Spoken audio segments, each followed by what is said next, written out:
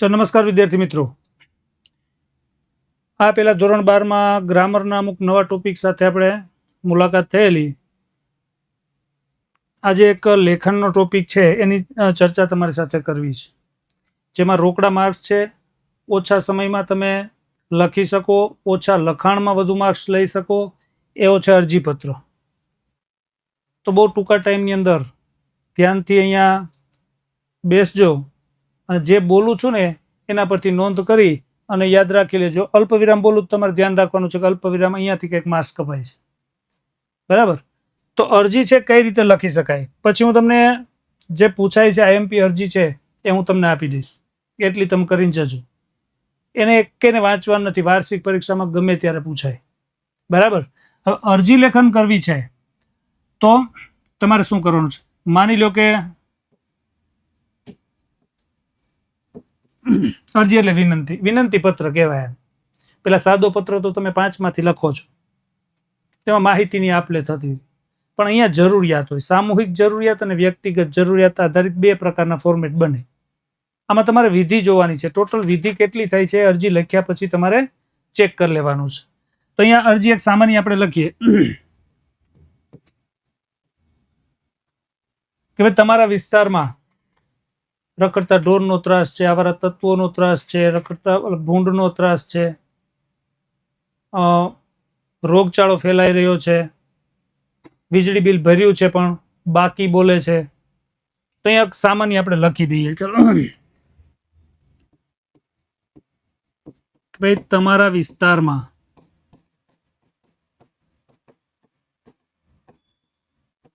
સ્વચ્છતાના અભાવે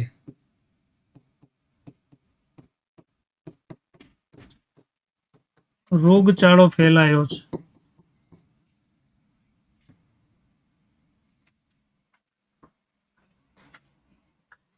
અથવા ફેલાય તેવું લાગે છે. તો તે સંદર્ભે યોગ્ય અધિકારીને સંબોધીને અરજી લખો. પહેલી વસ્તુ, અહીંયા તમને એવું કહેવામાં આવ્યું હોય કે આ નામનો વ્યક્તિ આ નામનો વ્યક્તિને અરજી લખે તો એનો ઉપયોગ કરવો ફરજિયાત છે. પણ 99% તમારે પોતે જ અરજી લખતા હો ને એ પ્રકારે તમને પૂછવામાં આવશે. તો હવે અહીંયા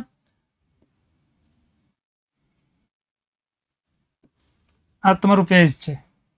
તો સૌથી પહેલી વિધિ એ અહીંયા આવે, પ્રેષક એટલે મોકલનાર. તો આમાં તો કોઈ છે નહીં, તમારે જાતે લખવાનું છે. તો તમે સીધું જ અહીંયા લખો, નામ ગુરુવિરામ, સરનામું, સીધી લાઈનમાં સરસ નમૂનો આપવાનો છે, પછી તારીખ. તો અહીંયા તમારે નામ, પોતાની ઓળખ નથી આપવી, બોર્ડનો નિયમ છે, વ્યક્તિગત ઓળખ નથી આપવાની. તો શું કરવાનું છે? તમારે XYZ અબક આવું આપી દઉં. પછી સરનામું નથી લખવું, 2-3 લીટીમાં ડોટ છોડી દઉં, પણ સરનામું શબ્દ આગળ લખેલ હોવો જોઈએ, નહીં તો નહીં. તારીખ ફરજિયાત લખો. માની લો કે તમે જે તારીખ લખો છો તો એ તારીખ આંકડામાં લખો, અંકમાં, યાદ રાખજો.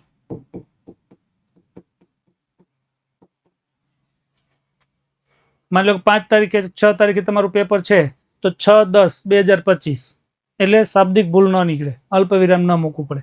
આ પહેલી વિધિ છે, યાદ રાખજો, અડધો માર્ક્સ મળશે. પછી અહીં એક લીટી છોડી અને અહીંયાથી બીજી વિધિ હશે, એ સંબોધન છે. પણ આ સંબોધન કેવું છે? પદ અને સ્થળ દર્શક સંબોધન છે.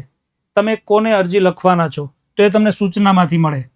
માની લો કે ભાઈ આ અધિકારીને લખવું છે, તો સરકારી કચેરીમાં અલગ અલગ પોસ્ટો યાદ નથી રહેતું, સરકારી કચેરી છે તો જ તમારે અધિકારી લખી દેવાનું. તો અહીંયા તમારે સંબોધન પ્રતિશ્રી, લેખન રૂઢિના નિયમ પ્રમાણે શ્રી સાથે લખાય, અધિકારી શ્રી. સંબોધન છે એટલે અલ્પવિરામ આવે. હવે સ્થળ કયું? તો કે ભાઈ કોઈ પણ સિટી છે, માની લો કે સુરત છે તો સુરત મ્યુનિસિપલ કોર્પોરેશન. તો જેટલું બને એટલું ટૂંકું લખો, SMC લખી દો, પૂર્ણ વિરામ આપી દો. આ બીજી વિધિ થઈ ગઈ, અડધો માર્ક્સ તમારો થઈ જશે. પછી નંબર 3 અહીંયા આવશે વિષય. વિષય કરી ગુરુ વિરામ. બને ત્યાં સુધી આ પેજની વચ્ચે સમાઈને એ રીતે તમારે લખવાનું છે, પેરેગ્રાફ સ્વરૂપે નહીં કે ભાઈ અરજી છે એનું આકર્ષણ જ ન રહે. બરાબર છે? તો ટૂંક કઈ રીતે લખવાનું છે? વિષય આમાંથી મળશે, સૂચનામાંથી, કે ભાઈ સ્વચ્છતાના અભાવે રોગચાળો ફેલાય તેવું છે, તો રોગચાળો ફેલાવા માટે પહેલા સફાઈ જરૂરી છે. તો અહીંયા તમારે ટૂંકમાં લખવાનું કે સફાઈ કાર્ય કરવા બાબતે અથવા સફાઈ કાર્ય કરી રોગચાળો થતો અટકાવવા બાબતે કે અંગે અહીંયા લખી અને વિવરણ ચિહ્ન કરવું. બરાબર? અડધો માર્ક્સ આનો જ. આ વિધિ હું તમને બતાવતો જાઉં છું ફટાફટ, આ યાદ રાખજો. પછી આ અધૂરું પેજ છે એને આપણે અહીંયા ફરી લઈ લઈએ. હવે અહીંયા તમે વિષય લખ્યો છે એ આગળ આપણે જોયું કે વિષય છે ને ત્રીજી વિધિમાં આવશે. પછી ચોથી વિધિ અહીંયા ફરીથી તે સંબોધન આવશે. પણ આ સંબોધન કેવું હોય? બહુ ટૂંકું સંબોધન. આદરણીય, માનનીય, શ્રીમાન, શ્રીમતી, સાહેબ, આવું લખાય છે. તો તમારે એની જગ્યાએ છે ને એક શબ્દ લખી દેવાનો, માનનીય. શ્રી ખબર હોય નિયમની તો જ લખવું, નહીં તો લખવું નહીં. બરાબર છે? માનનીય સંબોધન છે, અલ્પ વિરામ આવશે. પછી તમે 5મી વિધિ અહીંયા વિષય વસ્તુ સ્વરૂપે ચાલુ કરો. જો સાદી અરજી એમને જ કોરા પેજ પર આપણે કરવાની હોય તો 8, 10, 12 લીટી જેવું તમારે લખી દેવાનું છે. એમાં જરૂરી નથી કે આટલી માહિતી અને આટલા પેજ 5 માર્ક્સનું છે એટલે ભરવા જ પડે. જરૂરી માહિતી એમાં નાખી દેશો તો ચાલશે. હવે અહીંયા તમારે માની લો કે ક્યાંક એકાઉન્ટન્ટ તરીકેની ભરતી છે, ક્યાંક શિક્ષક તરીકે તમારે ભરતી થવું છે, તો બાયોડેટા આવે. બરાબર છે? એ વિષય વસ્તુમાં કેમ લખાય છે ખબર જ છે. તો સંદર્ભ તમારે વિષયની સાથે અહીંયા નીચે સંદર્ભ લખો. માની લો કે શિક્ષકની ભરતી કરવાની છે તો સંદર્ભ, આધાર, કે તમને કેમ ખબર પડી કે આ જગ્યા પર ભરતી છે. તો તમારે તારીખ છે મેચ કરતું જવાનું છે કે ભાઈ આ છાપા ન્યૂઝપેપરની અંદર મને આ જાહેરાત વાંચી અને અરજી કરવા પ્રેરાયો છું. અથવા અહીંયા તમે લખવાનું ચાલુ કરો છો પેરેગ્રાફ સ્વરૂપે, ત્યાં તમે દર્શાવી દો કે માનનીય સાહેબશ્રી, તારીખ આટલાના રોજ આ વારના ગુજરાત ન્યૂઝપેપરની અંદર, સમાચાર પત્રની અંદર આપની શાળામાં શિક્ષકની જરૂર છે એવી જાહેરાત વાંચી અરજી કરવા પ્રેરાયો છું. આ રીતે શરૂઆત આપવાની. પછી બાયોડેટા આપવાનો, વ્યક્તિગત માહિતી જે છે. પણ અહીંયા અરજી છે એમાં શું લખશું કે માનનીય સાહેબશ્રી, અમારા વિસ્તારમાં બહુ સ્પષ્ટતા કરવાની જરૂર હતી, નામ, સરનામું. ઘણા સમયથી મ્યુનિસિપલ કોર્પોરેશન દ્વારા સફાઈ કાર્ય કરવામાં આવ્યું નથી, જેના કારણે રોડ, રસ્તાઓ પર, સોસાયટીઓમાં, આસપાસ બાળકોને રમવાના મેદાનમાં કચરાના ઢગલા થઈ ગયેલા છે. એક તરફ વરસાદી માહોલ છે, વરસાદનું પાણી એના પર પડતા એ કોહવાય છે, સડે છે અને દુર્ગંધ ફેલાય છે. જો આની આ પરિસ્થિતિ રહી તો રોગચાળો ફાટી નીકળશે એવી દહેશત છે. ભાષા તમે 12મા ધોરણ પ્રમાણે વાપરો. આ પહેલા પણ આપ સાહેબની કચેરીને સંબોધીને વારે વારે લેખિત અરજીઓ કરી છે પણ કોઈ ઉકેલ લાવવામાં આવ્યો નથી. તો હવે આપ સાહેબને નમ્ર નિવેદન છે કે રોગચાળો કે કોઈ પરિસ્થિતિ એવી ઊભી થાય એ પહેલા આપ સફાઈ કરાવો, અને જો હવે કોઈ પગલાં ભરવામાં નહીં આવે તો ઘટતું કરવા માટે અમે તૈયાર છીએ. આવું લખી દીધું. આ વિષય વસ્તુ પૂરું થયું. હવે અહીંયા 6ઠ્ઠી વિધિ આવશે, અભિવાદન.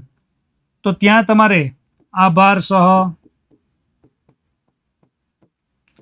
વિનંતી સાથે, આવું તમે લખો છો. તો એક અલગ વિધિ છે, એનો માર્ક્સ છે, એ લખવું ફરજિયાત, પણ પેરેગ્રાફથી અલગ, સાથે નહીં. આ થઈ તમારી 6ઠ્ઠી વિધિ. પછી 7મી વિધિ અહીંયા આવશે, લેખિતન. આપનો વિશ્વાસુ. તો ઉપર છે એ પ્રમાણે XYZ, અડધો માર્ક્સ એનો જ, એ પણ ચૂકવાનું નથી. અને જો તમારે ફોટોગ્રાફ કે કંઈ એમાં જોડવા છે તો 8મી વિધિ આવશે, બિડાણ. અને જ્યાં બાયોડેટા દર્શાવવાની છે ત્યાં તો સર્ટિફિકેટ, તમારે શિક્ષક હોય તો શિક્ષકના સર્ટિફિકેટ જોડવાના હોય. તો તમારે એમાં એક ઝેરોક્સ લખવી પડે, અથવા ઉપર જણાવેલ તમામ સર્ટિફિકેટોની પ્રમાણિત ઝેરોક્સ ન કરો તો 8 વિધિ થશે. એટલે અરજી પૂરી થાય ને એટલે તમારે છે ને 1 2 3 4 કરતા 8 વિધિ છે ગણી લેવાની છે.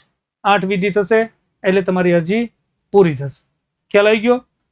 બહુ ટૂંકી રીત અને એક સરસ મજાનો માળખા સાથે આકર્ષક નમૂનો તમારે આપવાનો છે. તો આ ટૂંકી માહિતી મેં તમને આપી દીધી.